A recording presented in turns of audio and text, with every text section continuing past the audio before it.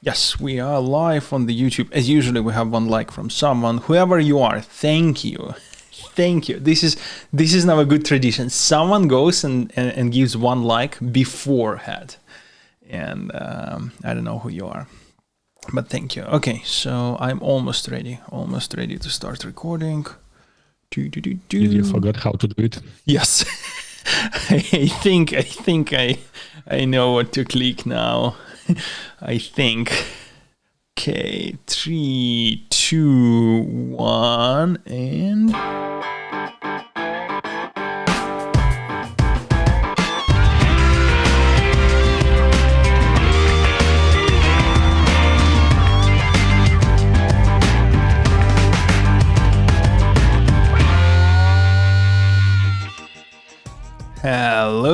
Hello everyone. We actually have a huge pause in between episodes, and I'm the one to blame for that.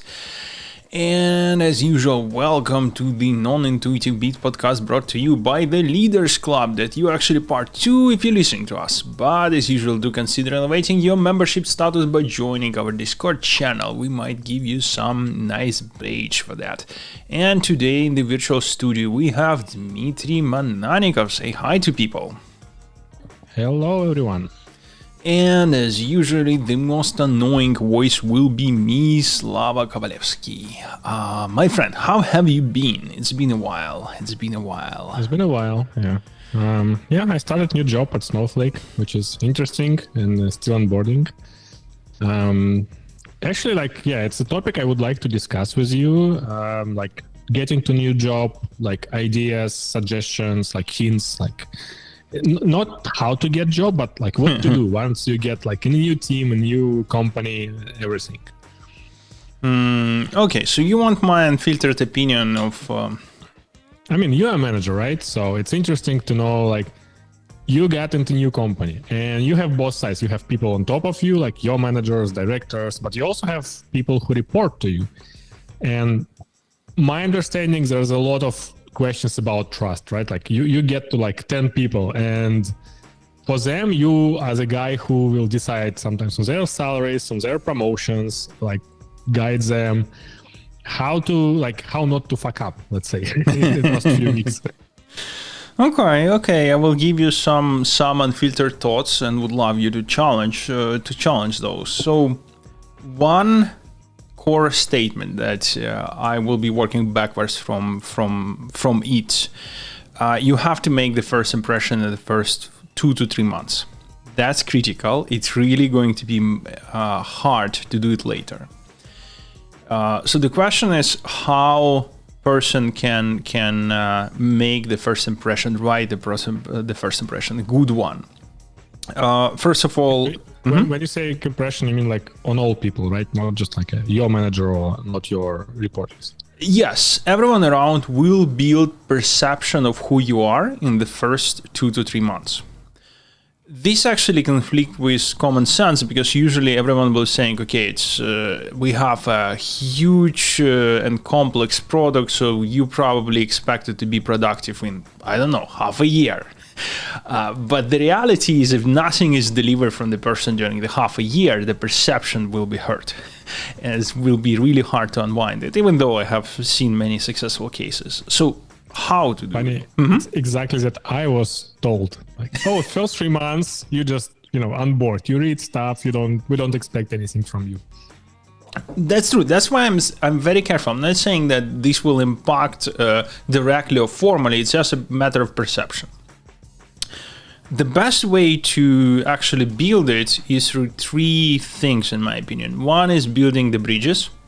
You cannot deliver it on your own something in the first several months because usually, especially if you're a senior person, you do not have access to the context. You do not have idea of what's going on around you. What you can do is build strategic alliances. You can find the people who are about to do something good for the company, for the product, for the business, and put your trust in them and help them to move their project across the borderline and actually deliver it. This is a simpler way to get the first something delivered. your name, put your name over there on the map, and actually get friends. It's Yeah, just like it sounds like good plan. It's easy to say and done, and quite often it requires some wit in just reading people and figuring out whom to put your trust in. Ideal use case. If you are an engineer who started onboarding 2 months after the new PM, and the new PM also need to find someone who will help that PM to implement all the ideas of the PM, so you can form the team, or TPM, or someone who also recently onboarded, but just enough time in tenure in the company to understand what's going on, but not enough time to build the trust and political capital. So it's hard to onboard as an introvert, right? You still need to talk to people. Oh shit, yes. yes. So this is one of the things, but there is at least 2 more. One, you have to understand business. So what the part that people quite often oversee, they focusing on the deliveries of their team without asking the question why. Why we do that? And unfortunately, in many companies and many teams, when you have 10 plus people who have joined the team might not even remember why they do what they do. Historically, they have the product that they own and have their backlog that they're trying to work through. But if someone asks, okay, what is the business KPI that we're measuring? Is it, I don't know, sales or securing the more users? I have no clue. But that's what you have to figure out, because in the end of the day, when the promo perf or something comes in, the question would be how you have impacted business metrics. And the worst case scenario, if you're learning about the business metrics right there. I think it's actually a very easy trap for engineers, especially who not hired to very senior positions. Like you got there and you have a bunch of bugs and you just like dig into them. Like, okay, I'm just fixing these bugs, because it's easier. It's already formalized, but it's very comfortable to forget about business, I would say. Absolutely. And to be frank, behind the closed doors, quite often people will be discussing and would be grouping engineers in 2 groups: people and engineers who are working on the next level, and people with a high throughput. And you never want to be in the group of the high throughput engineers. I mean, don't get me wrong. If the engineer neither nor being the high throughput is better than nothing, but you have to be in the group of people who is perceived as working on the next level. And the only way to get there is start understanding more and more business. But there is a third axis that is important to quickly learn, and I call this axis gravity. Gravity is a set of decisions that are illogical, even little bit destructive to the business. It doesn't matter. Little bit is a keyword, so it's not destructive, just a little bit. But for some reasons, those decisions has been made. That can be completely illogical unification that will waste resources for the sake of unification.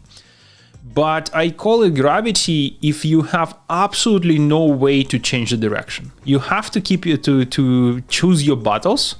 And if you're coming in, and this is another trap, especially for engineers, they see, oh, this is a shitty language or framework for this task.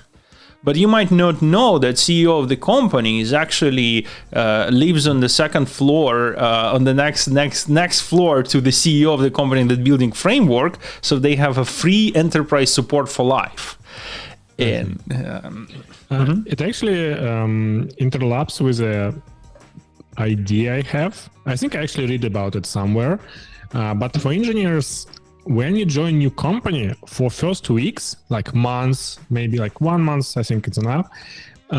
When you have this what the fuck moment, like why we use this framework, why deployment is so weird, like why we write code this way, instead of going and asking people like why and like or trying to fix it, write it down. And over time, this list goes like I've been in a company for 3 weeks and I already have like 4 pages. 4 pages of items, like we're just like, what the fuck? Why is done this way? And once you get this big list and you get like understanding, you have connections, Then you need to go through this list methodically, one by one, and for each item to understand, like, is it there for a reason? Like you mentioned, right? Like there's like particular beneficial reason why people do it this way. Then you understand it's not a problem. Then it could be that no one actually noticed, like there's a problem that you hit and some people hit time to time, but people who can quickly fix it, they just don't know about it. So it's super easy to go to them and say, hey, can you fix it? Or I can help you fix it. Like it's done. Then it could be problems that not really problem. Everyone know about it. It's hard to fix and everyone has workaround and it's not bothering anyone. So maybe just give up. And then the last one, legit one. Okay, like it's a hard problem to solve. It needs to be solved and people just don't know how. And that's like a really good thing to get. The trick is that it's only few items usually fell in last category. Most of them has some reasons or something happens or just no one care about it and so on. I like that grouping by a lot. I, though, want to add just one piece of the context that is really, really important. It's not enough to find the problem that indeed has to be solved and attach value to it. So it's not enough to say, okay, I see the problem, and if I will solve it, we will have, let's say hypothetically, revenue increase in 10%. The question always, and this is actually, in my experience, starting to be important roughly around L5, which is senior plus, around that specific line. The question is, on the bigger, grander scheme of things, is this the problem truly in the top 5 problems for your team? Because the fact that it will improve theoretical revenue 10% does not change the fact that there might be another problem that it will improve revenue 110%. And this is actually a trap because many engineers, they tend to over-focus on the problem towards which they have a good understanding by how much it will increase revenue versus actually step back and try to assess, in the grander scheme of things, is this is a problem P0. I call it genius syndrome, because the more person is smarter, the more person can articulate to you why it's important to do blah. And it's true. But in reality, the person doesn't understand that this is still problem number 5. We need to first solve 1, 2, 3, 4. It's just the person is most familiar with problem number 5 and can articulate why it's important. I think you're describing me. I'm very eager to jump to problem. You have solution, like why not to solve it? Exactly. Yes. I'm literally writing down things that you say. This is a wisdom I want. Like, whoever not listening to this podcast is missing a lot of stuff. Yeah, but irony in the fact that they also will not hear your suggestions right now because they're not listening to the podcast. Sure. Okay, so there is this book, First 90 Days. First 90 days is a little bit boring. It could have been much, much shorter than it actually is. And it's effectively about part of the stuff that we have discussed. Build alliance, build bridges, deliver something. Do it with the first 3 months. That's probably the whole TLDR of the book. But nevertheless, there is a book about that. I guess I sort late for this book. Already. I don't know. Maybe not. Yeah. I just realized I want to feature on Amazon instead of like buying a book. Like for half price, give me a ChatGPT summary for like 50 pages. Oh, yes. Like you click and just get PDF and that's it. Or audible version. By the way, have you heard about Blinkist? I think it told me, is it like about short books or something? So, yes, but it's a little bit more interesting and complex. So it's more interesting in several ways. So first of all, this is TLDR of the books, but it's not just TLDR of the books. They give you TLDR in audio-visual way. So it's actually, they're providing you tons of the graphics, plus a little bit of reading. So think about the comics. Book that turns into TLDR of the book that turns into a comics, plus a quiz. They're utilizing this rule. I honestly don't remember how the rule is called. I recently was talking with one psychiatrist who named it. And the rule was that if you listen to something, you will probably lose the notion of information, 70% of it in a week or so. But if you will use it, like do a quiz or something in a week from the time of listening or reading, you will memorize more than 60%. And there is a particular rule in how many times you need to remind yourself. So this book effectively digests this app digests the book. It gives you the TLDR in the shape of comics, and then it gives you quizzes. And so like reinforcing from short memory to long memory. Exactly, yes. And it gives you quizzes not about the particular book. It gives you quizzes about all the books that you have consumed through this app. And for some book, it will be injecting quiz less and less frequent because it will see that you finally memorize it. For some, it will be more frequent. So quite an amazing concept. I tried it. Honestly, it's mentally exhausting. When you're consuming such a short manifestation of the idea, it's hard to actually start using it. And different problem. Is because it's too many book or because it's just too short? It's like with a book rise. For me specifically, I found that for me it's much more useful to be rereading the book until I actually implemented it. It's not a problem of consuming anything. And when I'm reading the books, the time that takes for me to read actually give me time to try it. If I would consume TLDR and immediately move to other book, this will not change my life at all. It's not a problem in consuming more ideas. I don't know. What's your pattern of consuming the ideas? Do you have the solution for this problem? Not really. I think I'm like for all books or things. I like to read books, and I like to go like fundamentally. Like, okay, it's a bigger book, better like read it. It obviously adds the problems that I can't read many of them, but I think I have a good good way to not memorize, but to process book. I can read a big book and I will usually remember all I read there before. About books that to try, I think it's not many book. I read some books that, like give you advices to do something and I actually use them. Maybe I just don't remember bad books that gave me advice that was useful. Wait, but you said you have a list to recommend? Of books? Yeah. No. No, okay. Maybe next time. If you ask me about particular topic and I read a book, I can recommend it. But if you say give me like 10 best books, I don't know. Currently, I read War and Peace, not read, listen. It's pretty fun, much better than when I tried to do it at school and just was annoyed by it. Yeah, I don't think it's really should be in school program. I really don't think it should be. It's tricky. It's like, again, I only like it's the beginning because it's too huge, but it seems like very fundamental different personas, like different types of people, different behaviors. And I feel some of them is useful to know up front. Mm-hmm. But again, when you jam such a huge book in like 16-year-old boy who, wants to go like to street instead of reading, it's pretty like, it's impossible task.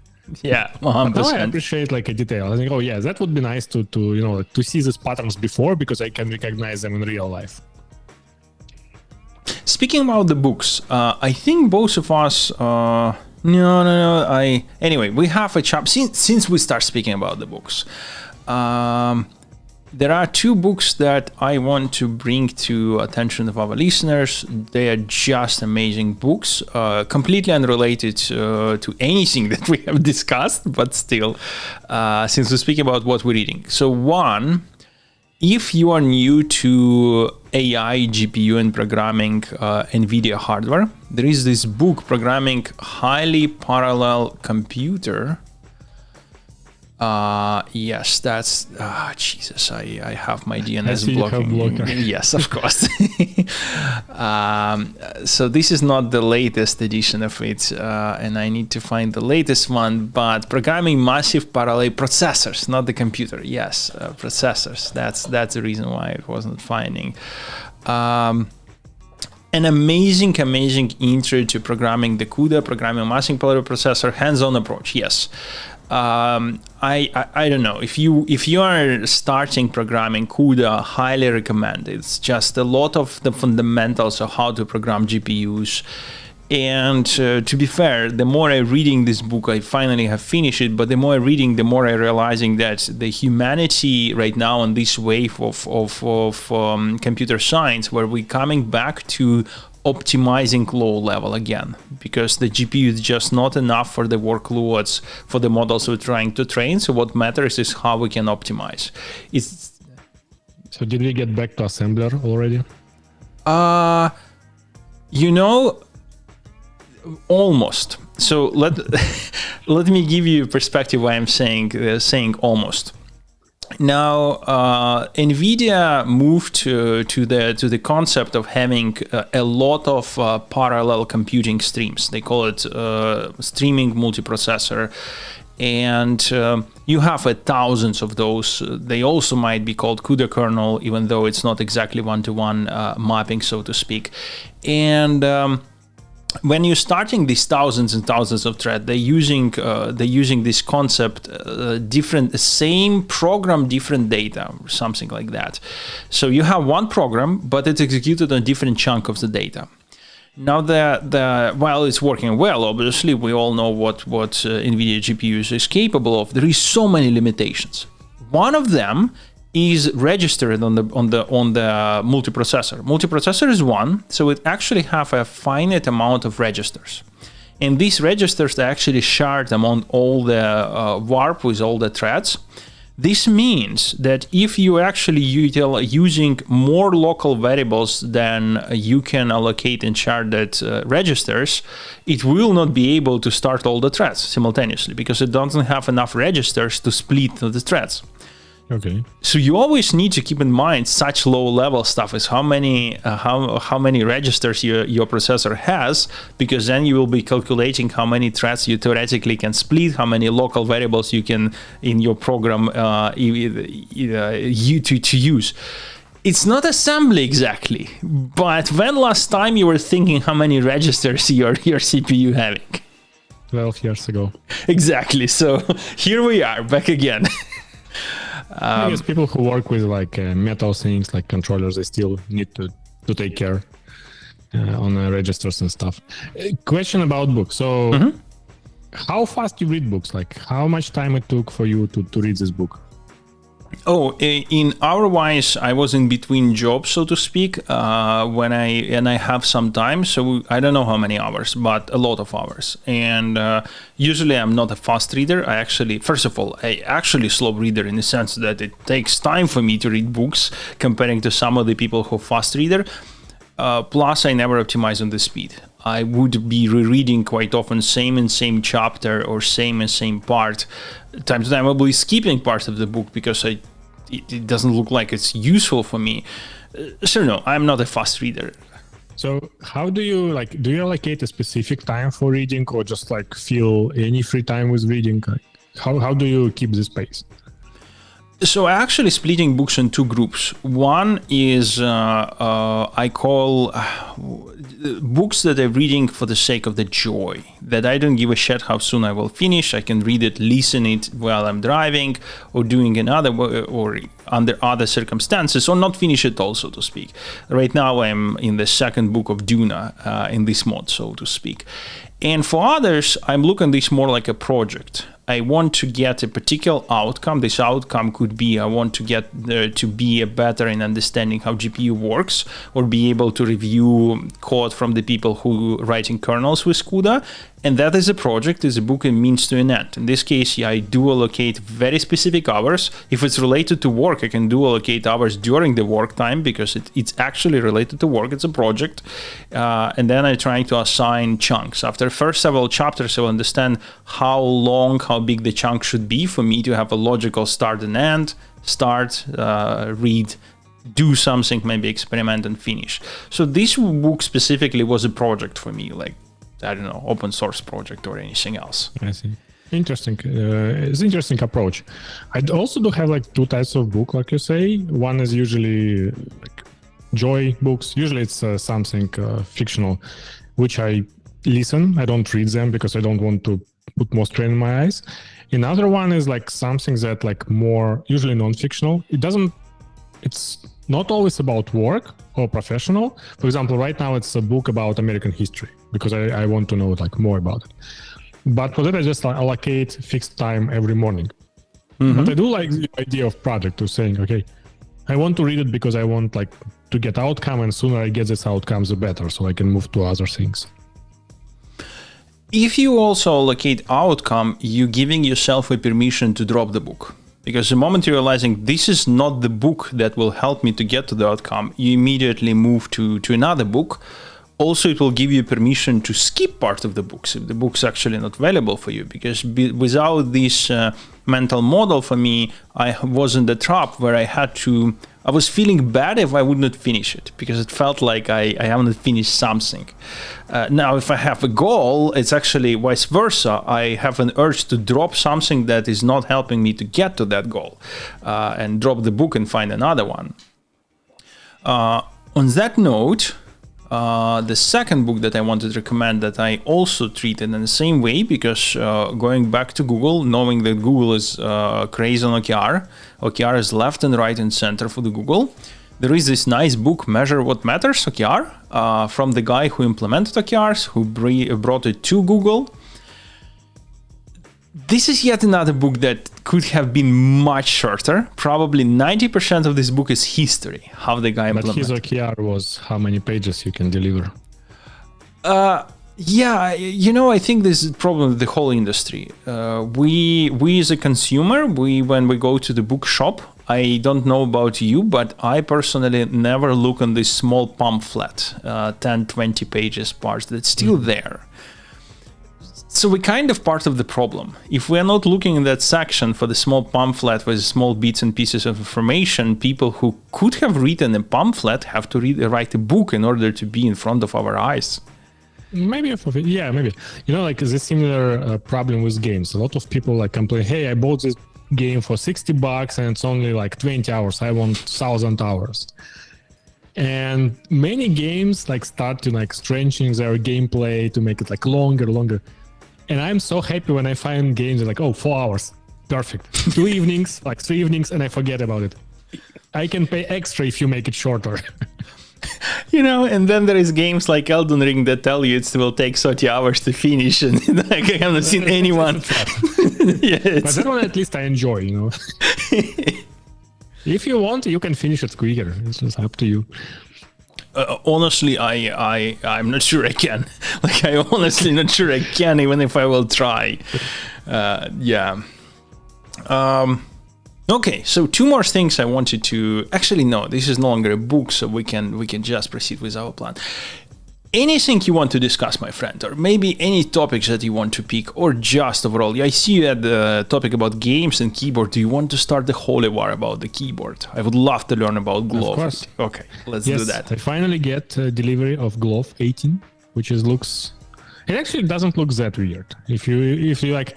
When you start searching for mechanical keyboard, people use such a weird things. Mm-hmm. But Glove catch my... So how's it started? Like I used Kinesis Advantage 2 for almost like 7 years. I think, yeah, when I joined Doerr first time, like my teammate had it and I asked, hey, can I use it for a week? Because he was on PTO or something.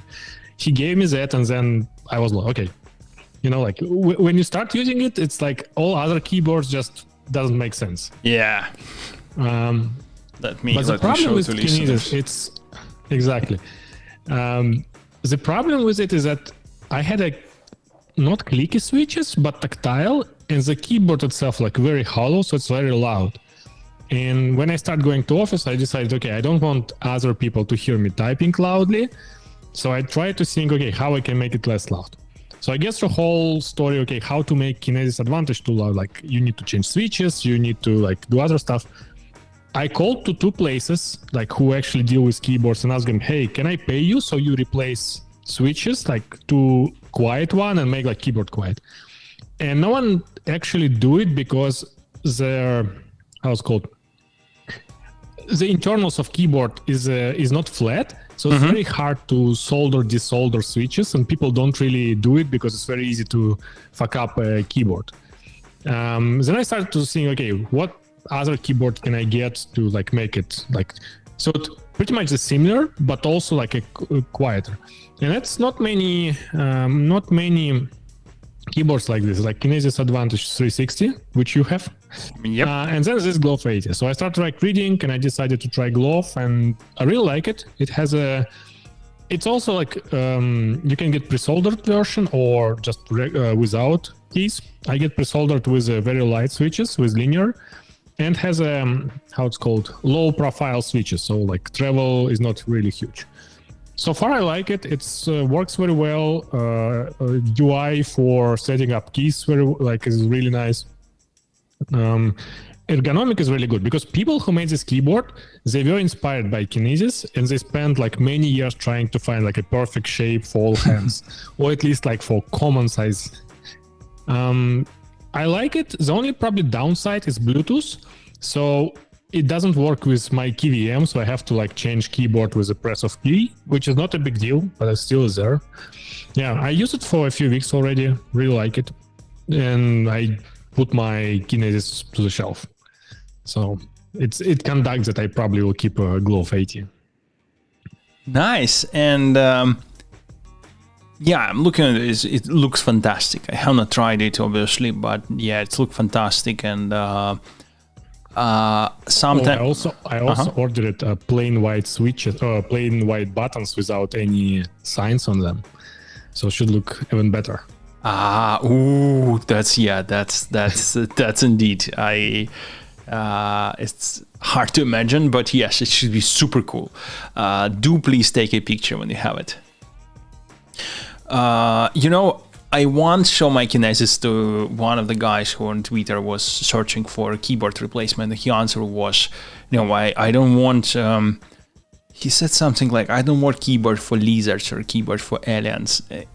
And I was like thinking, dude, this is the first keyboard. I mean, by this, I mean abstracted. This group of keyboards is the first group of keyboard actually made for humans. It's really strange for me that all modern keyboards, they keep this like shifted layer just because the first typing machine has this like metal bars that prevents them like to have properly aligned. So do you like your Kinesis Advantage? One thing that I already like in your keyboard more is the case. Like Advantage doesn't go the case. Even though it's sold separately. But yes, let me start a story about my Advantage. So Advantage 360, let me show it to people. So this is an old one. This is Kinesis Advantage. They have fixed in it everything that people hated in usual Advantage. First of all, it's separated in two pieces, so you can actually put pieces in any shape or form you want. You have the angle, it's USB, and it's support in the Pro version. I'm forgetting how the special ZMK, yes, ZMK firmware. I don't know if this is usual for ZMK, but I really, really surprised how they did it for this keyboard specifically. So this is a custom firmware that there is a generic one, and then you can adopt for any keyboard. So obviously they have adopted it. And if you want to reprogram the keyboard, and you pretty much have, because they removed any ways of simple reprogramming, because they said, okay, you have ZMK, so use that. That is the way now. And the way how to reprogram, you go on the GitHub. They have a GitHub for this keyboard. You click clone, and you're creating your custom repository, clone from that, and that repository includes GitHub actions to build your firmware. And then they have a website. You go on that website, you put link on your GitHub repository. It shows you UI editor for the layout. You're doing in this UI editor changes to the layout, you click commit. It doing commit on your repository triggers GitHub actions, and you're getting your firmware immediately that you just need to flash on your keyboard. And flashing is super easy. It can be changed to flashing 1 when it actually will appear as USB drive, and you literally drag and drop the firmware. But this UI with GitHub hook, it was quite amazing. Yeah, I think like Glove 80 has a similar. The only like it has a shortcut. Essentially, you go to their website. They have this layout editor, and there's a build button, and it just download. So they probably hide like GitHub Actions somewhere inside. To be honest, I think it's downgrade from Kinesis Advantage 2, where you can just mount and there's a text file. You change it, and that's all. Because now you need to open website. You need to build. I would rather prefer just like change like some config and make it work without internet. To some extent, I agree with you, but this specific firmware is so popular that you can find different mods on the internet, and yeah, for sure. Actually, one is like I was impressed. Some people, and I actually want to try it. Some people use like very small keyboards, not small, but with like very few keys, like 36 keys something. Mm-hmm. And in the MK, they use like very interesting approach. Like when the buttons you usually give like home row, mm-hmm. they can behave differently between like a typing and holding. And sometimes it became like if you type as a letter, if you hold as a shift. So even with 36 keys, you still can have like a full keyboard thingy, which is pretty cool. The only thing it doesn't work well for me because like when I type code, like in a Vim, I also like switch modes, like different commands, and having like extra delays would be very annoying. I know this is you educated me on how this should be used properly, but you injected in my brain the idea of how to use it improperly. That actually will fit one of my narrative. I do want to try it for the hold to be sending caps lock keystroke, because then I will have escape as I have today and a caps lock on the same key.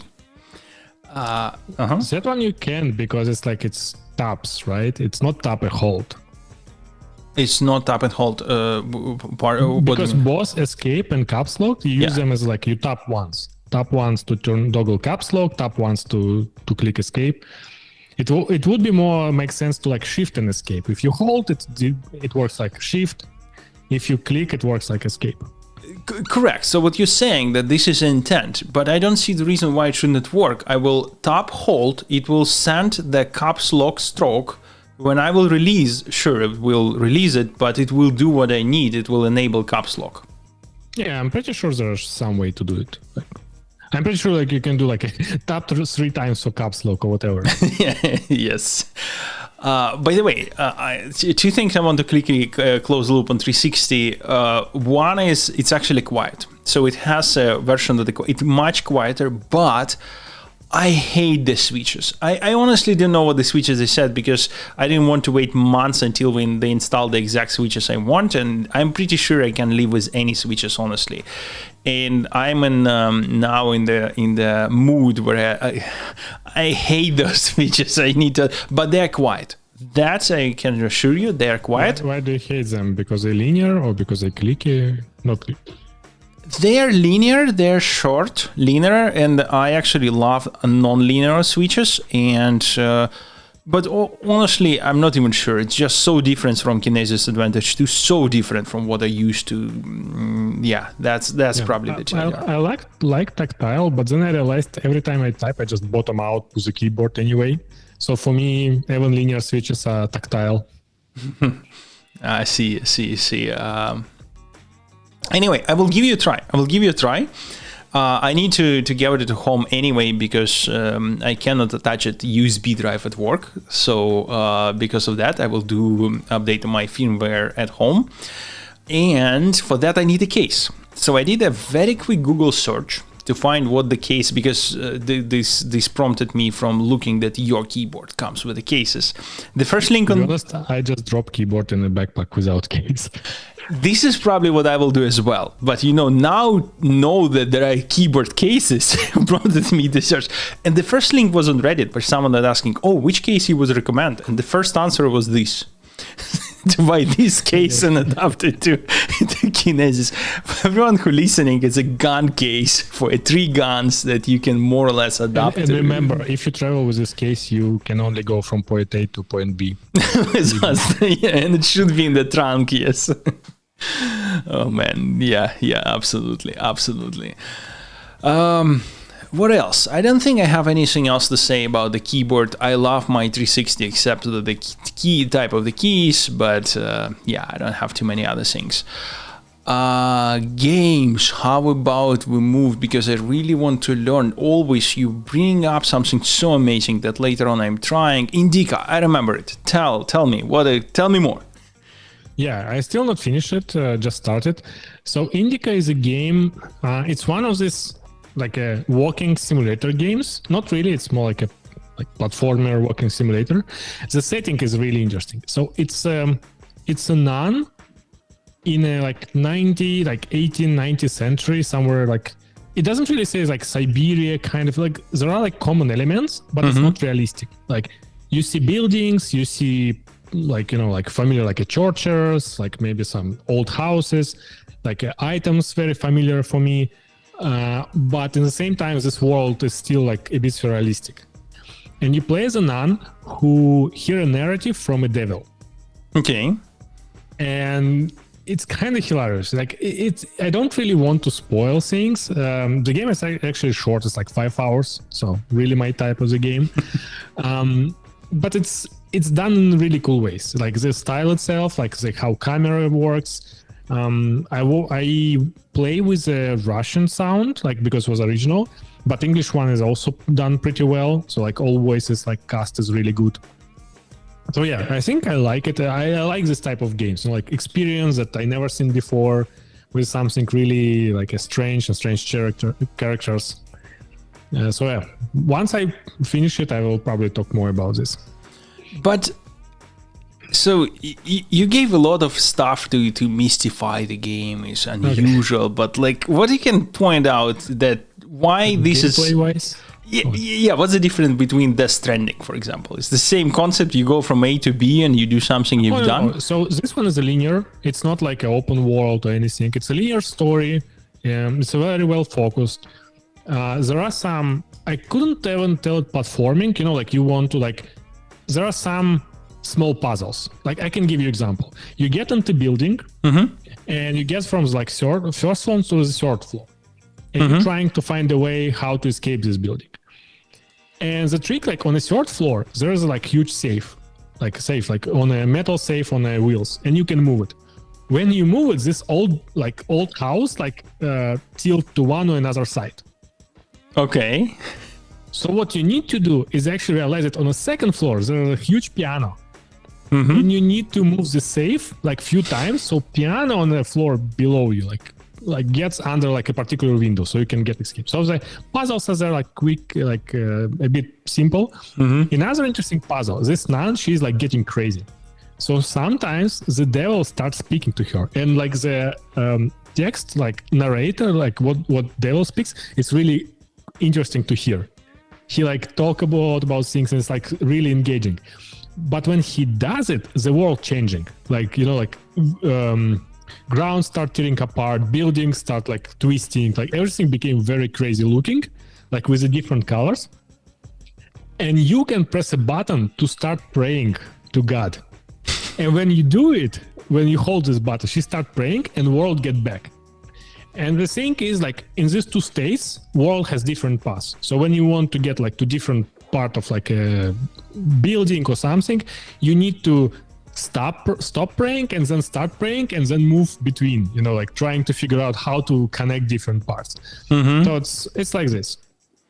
Yeah, I still don't know how it will end, so I will see. So far it's very close to games like Firewatch, I would say. One of these kind of games, very narrative, very focused, pretty short.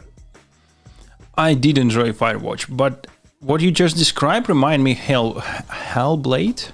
Is Hellblade. Oh, yes, exactly. Hellblade, first one, also very close. I think people compare it to Hellblade, but Hellblade is pretty also has a fightings, and puzzles in Hellblade wasn't fun, to be honest. Wait a second, they promised Hellblade 1. Is it already out? Yeah, it's already out. People already play. Really? But reviews are mixed. Game is really cool. Characters are really cool, but story-wise, may not be as good. I see. I tried to play the first one, and I like the concept, especially this idea of a person is actually crazy, to say it bluntly. Yes, the delivery is amazing, but you can clearly see that the game is old. And I personally really love nice graphics. And even though the graphics was top-notch probably at that time when the game was released, it shows. You can see, you can feel. Yeah, it was weird experience. So I end up dropping the game after 1 hour or so. Yeah, I think Indieka did a great deal on this, insanity in some way, like narration, and graphic-wise, they did a good trick, like what many games do. Like, it's not like a super realistic graphics, but it's very good stylization. You can't really say, oh, this looks bad because of graphics, because most of things are they're not very detailed, and it looks like stylish approach rather than oh, we don't have power to make it nicer. Makes sense. And I might play before our next podcast and give my 2 cents on what I think about the second episode specifically, but we'll see. Is it still only on Xbox? Which one? Hellblade. I think so. Yeah, I haven't played Hellblade 2. I probably won't play. I watched few reviews and realized first one was enough for me and story was pretty complete. So I decided not to get this one. Wait a second. It's on Xbox. What do you mean enough for you? Was it available on PS? Oh yeah, first one, yes. I finished it a long time ago. Okay. The thing is story was good and I realized, okay, this is I play this game, I don't want to play it anymore. And it looks like in the sequels, they just try to be safe, let's do the same. It's... I was thinking that maybe today will be that episode that we found the game that you want to play and it's only on Xbox.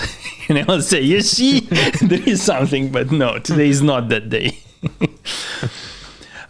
We have, just moving on because we are running out of certain time, and to be fair, we have tons of the AI related topics, but I really want them to be on our next episode because they are huge. There is so many things to cover, and really at this point, I'm pretty sure a lot of people already heard about them, so the only interesting thing we might provide is our perspective, and for that, it's never hurt to wait. There is no urgency there.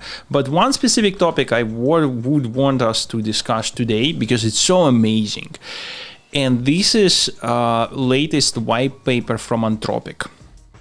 By the way, before jumping to this, do you have any topics that you wanted to add for the games? Now I want to listen to it. Let's do it. You put a start and then oh, actually, I not told you about this. No, you should. I see. Yes. Okay. Point taken. So there is this interesting problem. Back in the days when neural network was, the architecture of neural networks was simpler, when we have convolutional neural network, there was many research that would be able to show why neural network, and I'm specifically focusing on CNN, this is neural network that used to use to parse images, to see what is on the image, to assign the label for is it hot dog, not hot dog, is a famous example. And for CNN, it actually was really simple to look on the part of the network and start to reason which parts of the network are responsible for what. With more complex models, and especially large language models that using transformers as a main architecture, it's really hard. It's really genuinely hard. You can have one neuron that impacts how answers about the cooking and also about the fundamental physics, and also about choosing the shape of the color when you're painting a wall. And if you're tuning that one neuron, it will impact all of these three things that's seemingly unrelated to each other. Okay.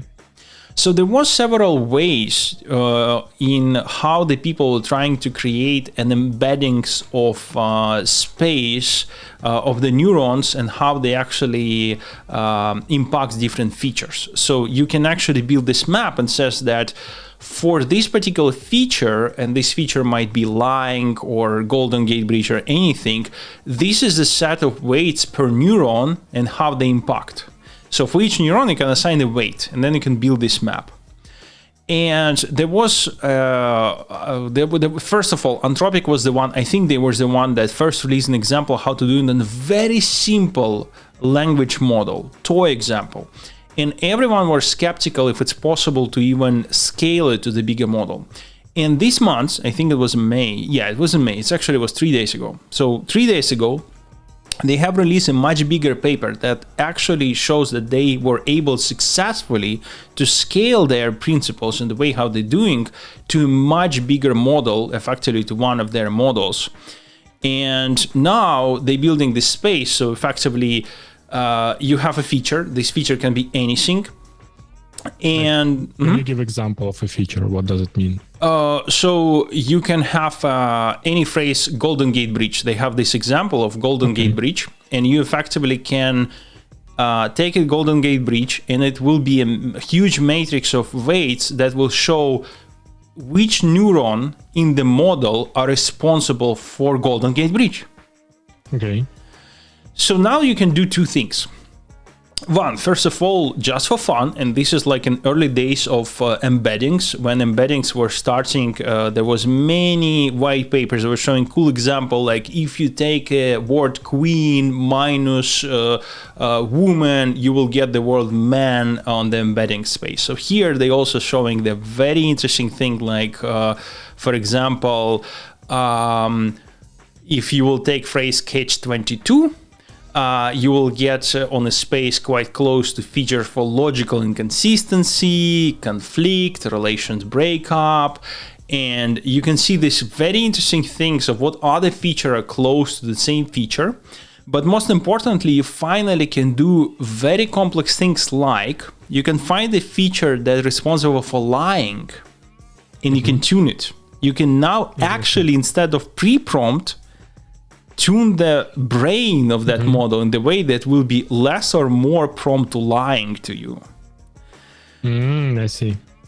I'm curious, can we, by this way, can we find relations between things that we thought unrelated? For example, I'm not sure it's like mapped to this, but maybe you can tell me. Let's say we get this kind of brain type model, right? And we put like all kind of science knowledge into it, right? And then we get, okay, let's pick one. Let's pick heating glass to plasma state, something like this, like random physical process. And then we look into different areas and found that like in other areas that connected to it, I don't know, like some mathematical concept. And if we like bring some mathematics and physics and say how these two related, they start digging, they could realize that these two things are related that wasn't seen before. Or can it be possible with such models, or it's really not because initial knowledge didn't have this connection? No, you're actually quite right in a sense that what you describe, because this model modeling our brain, and what you describe is this eureka moment when someone who is working in the field for quite some time just clicks, realizing that there is a connection. So what really happens is two things that was always in this multidimensional space close, the brain suddenly realized that they're close, they're connected. But all the context that the person learning was putting them closer and closer and closer together until one day it actually have clicked. So this is the very similar things. But for the model, you can actually get these connections in two ways. One, you can actually randomly observe them by building this space. So example, so they have this space here, and they shows the model the interesting feature unable to harm, like I cannot harm anyone, very close to feature like we need providing reasoning, so the reasoning why, and very close to losing religion phase, which probably should override unable to harm, or I don't know why, but it's very close. And you can find the very weird things that mentally close.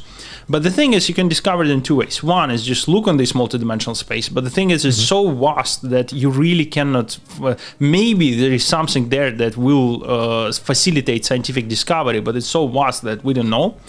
And another thing that, similar to Eureka moment in scientists, if you will ask the right question, the LLM will not have any problem to connect dots in between these two close related things. The problem is asking the right question.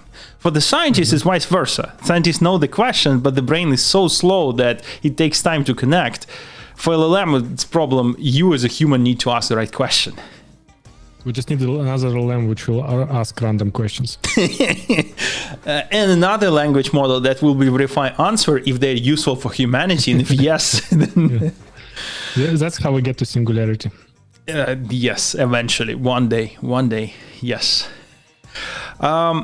So I actually realized that I indeed forgot how to do this, so I actually have not started the backup. So we have only one recording, and it will work, I hope. But backup usually always was showing me how much time we have. Now I need to go to the main recording, and we are about to hit 1 hour mark. So I would suggest we actually just end up here. Yeah, it's a good time. Next week you will tell a lot about new AI things. Tons of this stuff have happened. So yes, we are unfortunately have a little bit of a drop in viewership. At our peak used to be 30 plus, now it's 10 plus during live. Now I want this analytics, to see like which topic and drop content. Since the majority of the viewers actually from Twitter, I will see what Twitter analytics can provide to us. If anything, it's Twitter. Okay, thank you, folks. Have an amazing rest of the week. We will talk to you same place, same time in a week. Yeah, bye. Bye-bye.